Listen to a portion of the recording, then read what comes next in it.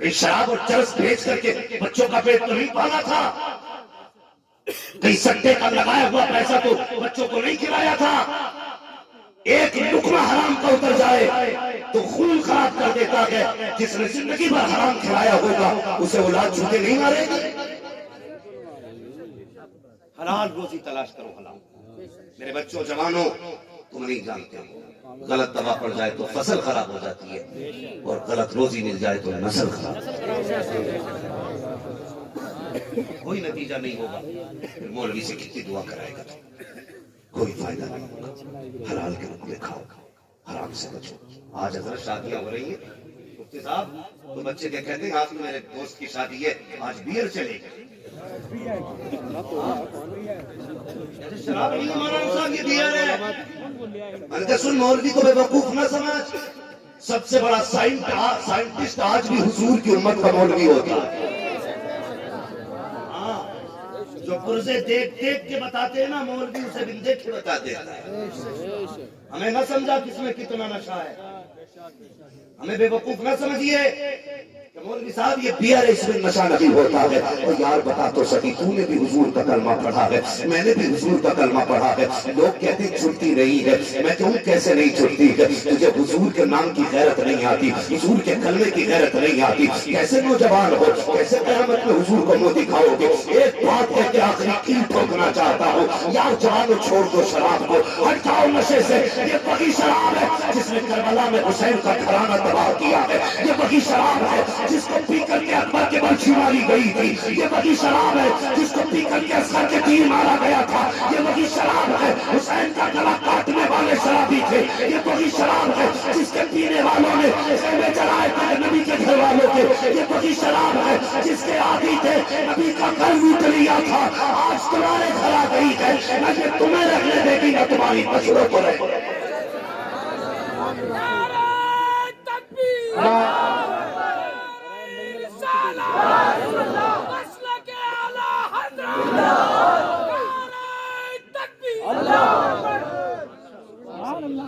بند کرو یہ فن سے، تو حضور کا امتی ہے یار، تجھے اس میں کتنی مستی ہے؟ بیئر کی مستی پہ جھوم گیا تو قسم خدا کی پوچھ ابو بکر سے، جو حضور نے غار میں پلایا تھا اس میں کتنی مستی ہے؟ وہ کہاں یار؟ ڈاکٹر اقبال نے کہا تھا تیرے دامن میں ہے کس لال و جواہر کی کمی، تو کسی اور کے دامن کی طرف کیوں دیکھ لے؟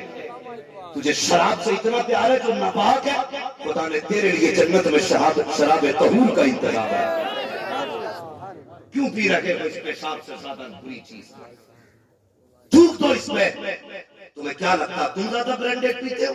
تم سے زیادہ برینڈڈ تو صحابہ پیا کرتے تھے، لیکن جب حضور نے کہا حرام تو شراب نالیوں میں ایسے بہہ رہی تھی جیسے پانی بہتا ہے۔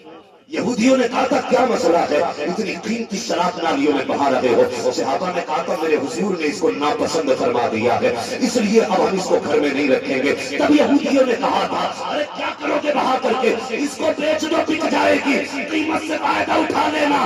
تب غلاموں نے کہا تھا تم نہیں جانتے ہو، ارے جس چیز کو مصطفیٰ نظروں سے گرا دیتے ہیں ہم اس کی قیمت بھی نہیں سنبھالا کرتے ہیں، جو نبی کو پسند نہیں ہے وہ ہمیں بھی پسند ہے۔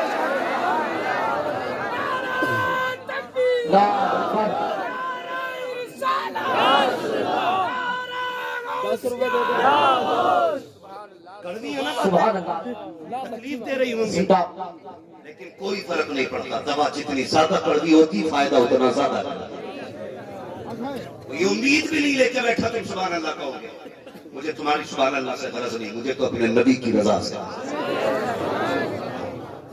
ان کی رضا چاہیے، اس لیے ڈاکٹر اقبال نے کہا تھا نہ سمجھو گے تو مٹ جاؤ گے ہندی مسلمانوں، تمہاری داستان تک بھی نہ ہوگی داستان۔ آج ہم سے دور علم سے دور، ہم یہ سوچتے بیٹا ہمارا پڑھ گیا مولوی ہو گیا تو صرف ایمان ڈالے گا، 6-7 ہزار کمائے گا، چلو مان لو 6-7 ہزار کمائے گا، اٹھے جو مہینے میں لاکھوں کا بزنس کرتا ہے اور دیکھیں 5,000 والوں سے کپڑے ملا کے دکھائے گا۔ ہم بتاتے تیرے کپڑوں میں زیادہ داغ ہے یا مصطفیٰ کے دین کے وارث کے کپڑوں میں زیادہ داغ ہے؟ یہ 5 والے بھی صاف رہتے ہیں، کیا بات ہے، 10 لاکھ کما کے بھی صاف نہیں رہتے. ہاں جانتے ہیں علماء کے ظاہر کا جو نور ہوتا ہے یہ باطن کا نور ہوتا ہے. ان کے رزق حلال ہوتے ہیں، ان کا دل صاف ہوتا ہے، اس لیے ان کا ظاہر بھی نورانی لگتا ہے. وہ جو بیٹھا ہے اندر نہیں کوئی بات نہیں، میں تو پیتا ہی نہیں، بس دکان ہی تو ہے، میں تھوڑی بک رہی ہے نہ بیٹھوں میں رہتے دکان میں. یہ ہے تمہاری چالاکی. بند کر یار. کہتا نہیں نہیں، اگر یہ بند کر دیا نا تو پھر بچے بھوکے مر جائیں گے. میں نے کہا شراب رزاق نہیں ہے، رزاق اللہ ہے. وہ ایک بندے کا فون آیا مجھ سے کہنے لگا حضرت جی آپ کی میں نے تقریر سنی کہ داڑھی کی مونڈنے کی اجرت حرام ہوتی ہے. جو ہے حضرت جی آپ کی تقریر سنی، آپ نے اس میں کہا کہ جو داڑھی منڈائی میں پیسہ ملتا ہے وہ حرام ہوتا ہے. میں نے کہا بے شک. اس نے کہا پھر میری دکان کیسے چلے گی؟ میں نے کہا کیوں؟ کہنے لگا میں ابھی پیشے سے نہیں ہوں، کٹنگ کرتا ہوں. کیا بولتے ہیں انگلش میں جنہیں کیا نام کہتے ہیں؟ سیلون. ہاں بولے میرا بھی سیلون ہے. میں نے کہا پھر؟ کہنے لگا اگر داڑھی مونڈنا چھوڑ دوں گا کمائی کم ہو جائے گی. میں نے کہا غلط. ایک بورڈ لگا دے دکان کے آگے اور یہ کہہ دے یہاں حضور کی سنت تو اس طرح نہیں چلتا ہے. جہاں تھا بات مان گیا. کمال میرا نہیں، کمال حضور کا ہے. ہم تو وہ ہے صاحب، ہماری اپنی اولاد بات نہیں مانتی ہے، دوسرے کیوں مانیں گے؟ اگر کوئی بھی مانتا ہے تو مدینے والے کا کرم ہے، حضور کا کرم ہے. میں نے کہا لگایا ایک بورڈ. اس نے اپنی دکان کے آگے بورڈ لگایا خبردار میری دکان میں حضور کی سنت تو اس طرح نہیں چلتا ہے. 1 مہینے بعد اس نے فون کر کے کہا بولے حضرت جتنی پہلے کمائی تھی اللہ نے اس سے دوگنی کمائی کرا ڈالی. کمائی. میں نے کہا یہ کیسے ہوا؟ اس نے کہا جس مومن کو، سنی کو، صحیح العقیدہ کو، نیک آدمی کو پتہ چلتا ہے وہ اتنا اچھا ہے داڑھی نہیں مونڈتا، کہتا آدھے شہر کے نیک لوگ میری دکان پہ آیا. میں نے کہا یار یہ تیرا کمال نہیں، یہ مدینے والے کا کمال. اے سب سبحان اللہ. تو یہ ہے آپ نیت تو کرو نا، پھر اللہ برکت دیتا ہے، اللہ برکت دیتا ہے. لیکن ہمارے یہاں سکہ بھی خوب ہے، شراب بھی خوب ہے، ساری چیزیں نکل جاؤ اس سے. کیا سمجھتے ہو یہ جو گھر توڑنے کے لیے یہ جو مصیبتیں ہم پہ آ رہی ہیں، کیا سمجھتے ہو صرف ہم پہ ظلم ہے؟ ہمارے اپنے اعمال ہیں، اپنے اعمال. جو قوم اتنے لوگ بیٹھے، اتنے لوگ بیٹھے، ہاتھ نہیں اٹھاؤں گا، خود محاسبہ کرنے جو میں کہنے لگا ہوں. ہم میں سے کتنے ایسے لوگ ہیں جنہوں نے آج اس پورے دن میں قرآن ایک بار بھی کھول کے نہیں دیکھا؟ میں ہاتھ نہیں اٹھواؤں گا، میں ہاتھ نہیں اٹھواتا ہوں. مجھے ڈر لگتا ہے کئی بندہ عزت کی خاطر چھوٹے ہاتھ اٹھا دے تو میں جانتا ہوں محفلوں کی اپنی شان کیا ہوتی ہے. یہاں اکیلے نہیں بیٹھے، اللہ کے فرشتے بھی آئے بیٹھے، اکیلے نہیں ہو. خود محاسبہ کریں. ہم میں سے کتنے لوگوں نے صبح سے قرآن کھول کے نہیں دیکھا؟ صبح چھوڑو یار، کتنے ایسے ہوں گے جنہوں نے 8 دن سے قرآن نہیں کھولا، کتنے ایسے ہوں گے جس نے مہینوں سے قرآن نہیں کھولا، کتنے ایسے بھی ہوں گے جنہوں نے سال بھر سے قرآن نہیں کھولا ہے، کتنے ایسے بھی ہوں گے جنہوں نے زندگی بیت گئی قرآن نہیں کھولا. یار قرآن صرف بخشش کے لیے نہیں آیا تھا، صرف جادو اتارنے نہیں آیا تھا، صرف مردے بخشوانے نہیں آیا تھا. قرآن تیرے لیے زندگی کا سبق بن کے آیا تھا، قرآن تیری زندگی کی روشنی بن کر کے آیا تھا. ہم نے قرآن ہی نہیں کھولا. پھر ہم کہتے ہیں جی وہ ظلم کر رہا. نہیں، ظلم ہم کر رہے ہیں. جن گھروں سے آج سے 600 سال پہلے قرآن کی تلاوت کی آواز آتی تھی، آج صبح ہوتے ہوتے گانوں کی آوازیں آتی ہیں. صبح رحمت کے فرشتے آتے ہیں زمین پر برکتیں لے کر کے. لوٹ جاتے ہوں گے آدھے راستے سے، کہتے ہوں گے مالک کی زمین پہ بھیجا تھا. آج اس زمین پہ کوئی قرآن پڑھنے والا نہیں ہے، ہر گھر سے گانوں کی آوازیں آ رہی ہیں. یار دن کتنے بدل گئے ہیں. صبح اٹھ کے چینل لگا دیا کرتے ہو، شام اپنی پسند کے گانے سن کے سویا کرتے ہو. تمہیں کیا پتا ہے گانوں کی لذتوں میں ڈوب جاتے ہو. قسم سے جو نعت سن لیتے ہیں وہ کبھی نعت کی لذتوں سے ناشنا نہیں ہوتے ہیں. اور تجھے کیا پتا حضور کی باتیں کتنی پیاری ہوتی ہے. میرے نبی کی اپنی شان تو یہ ہے، زلف دیکھی ہے کہ نظروں میں دھجا دیکھی ہے، لٹ گیا جس نے محمد کی عبادت. بابا زندہ باد، بے شک سبحان اللہ زندہ باد. بابا ہمیں کتنے ایسے قرآن تک کھول کے نہیں گئے اور پھر کہتے کہ بھئی اب گھر توڑے جا رہے ہیں. گھر نہیں، تیرا منہ بھی توڑا جائے، منہ بھی توڑا جائے. پھر ہم روڈوں پہ آ کے کہیں اللہ بھیج خالد بن ولید کو، جو ماں پوری زندگی سیریل دیکھتی رہی اس کی گود میں خالد بن ولید آئیں گے. جس باپ کو بچے پیدا کرنے کے بعد یہی پتہ نہیں چلا بچہ جا کہاں رہا ہے، اس کی نسلوں میں محمد بن قاسم آئیں گے؟ ہے کہاں؟ کہیں بھی جاؤ باپ کی عظمت بیان کر دینا. کیوں؟ باپ کی عظمت ہے، اولاد کی کوئی ذمہ داری نہیں ہے. اولاد کی بھی ذمہ داریاں. فرمایا اولاد پیدا ہو تو اچھا نام رکھو، یہ لازم ہے باپ ہے. پھر اس کو اچھی تعلیم دے، یہ بھی لازم ہے باپ ہے. جہاں اس سے پوچھا جائے گا ابا کو کمبل دیا تھا کہ نہیں، باپ سے بھی پوچھا جائے گا تو نے اولاد کو اچھی تعلیم دی تھی کہ نہیں. بچنا نہیں ہے، یہ یاد رکھ لینا.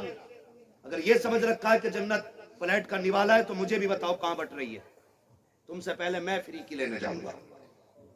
جنت اتنی سستی ہوتی تو بلال کبھی کوڑے نہ کھاتے. ہاں، جنت اتنی سستی ہوتی تو زنیرہ کی آنکھیں نہ نکالی جاتی. جنت اتنی سستی ہوتی تو سمیہ کو بیچ سے چیرا نہ جاتا.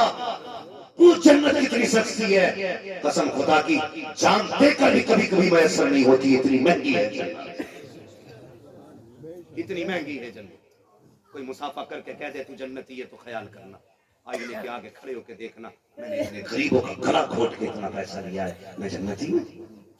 پوچھنا کبھی اپنے آپ سے، پوچھنا کہ میں نے حرام کے اتنے لقمے کھائے میں جا سکتا ہوں جنت میں؟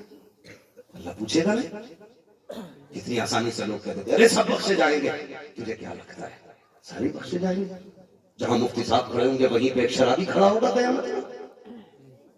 بتاؤ، جس نے پوری زندگی کسی عورت پہ نگاہ نہ ڈالی ہو، جہاں پہ وہ کھڑا ہوگا وہیں پہ کسی زناکار کو کھڑا کر دیا جائے گا.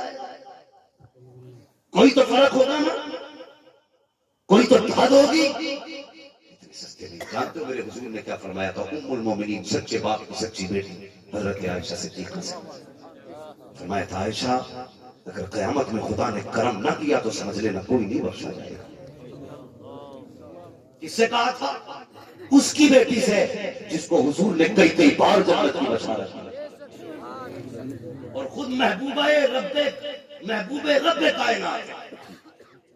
اتنی بڑی شان حضرت عائشہ صدیقہ کی ہے. نعرے لگاؤ، میں انکار نہیں کرتا، لیکن نعرے سچے ہونے چاہیے. سچے ہونے چاہیے. یہاں کہہ رہا گوشت کا دامن نہیں چھوڑیں گے، گھر جا کے کہہ رہا پڑوس کی کھیتی نہیں چھوڑیں گے. ہاں، کچھ لوگ تو حضرت بکرے اس لیے لیتے کہ بکرے عید تک بچے رہے گا، خوب چڑھ جائیں گے، خوب بک جائیں گے. ہاں حضرت بڑے چلاک لوگ ہیں. 3 بجے کھول دیتے، فجر میں باندھ دیتے. برسی والا صبح کو آتا کہاں چلا کہتا نہیں ہمارا تو بندہ پڑا. یہ ہماری نیت ہے. اور آ جاؤ 11ویں کا بھی لنگر بٹنے لگے، پلیٹ ٹوٹ جائیں گی، دانت ٹوٹ جائیں گے. یہ زندگی ہماری، یہ ہے ہم. بھائی حضرت عائشہ صدیقہ سے حضور نے کہا تھا، عائشہ اگر رب نے کرم نہ کیا تو کوئی نہیں بخشا جائے گا. عائشہ صدیقہ کو بڑا ناز تھا، میں صدیق کی بیٹی ہوں، حضور کی محبوبہ ہوں. حضور میں بھی نہیں، دل پھٹتا ہے. فرمایا ہاں عائشہ تم بھی نہیں. پھر کہنے لگی یا رسول اللہ پتہ کیسے چلے گا کہ پھنس گئے یا بچ گئے؟ حضور نے فرمایا عائشہ اگر رب نے کہہ دیا ٹھہر تو سمجھ لینا پھنس گئے، اور اس نے اگر اپنے کرم کی چادر ڈال دی تو سمجھ لینا بچ گئے. بچ گئے. بھائی باتیں ساری اپنی جگہ. اللہ چاہے تو اتنے سے کہ بدلے میں بخش دے، مگر جب وہ پکڑنے پہ آتا ہے نا تو کھال اکھڑ دیتا ہے، کھال اکھڑ دیتا ہے. دنیا کو گالیاں دینے سے بہتر ہے اپنے آپ کو دیکھیں، اپنے آپ کو دیکھیں. سماج ہمارا آپسی رنجش میں مر رہا ہے. اتنے بڑے مسئلے میں کیا سارے لوگ ایک دوسرے کا پیار لے کے بیٹھے ہوئے؟ اس میں کتنے ایسے ہوں گے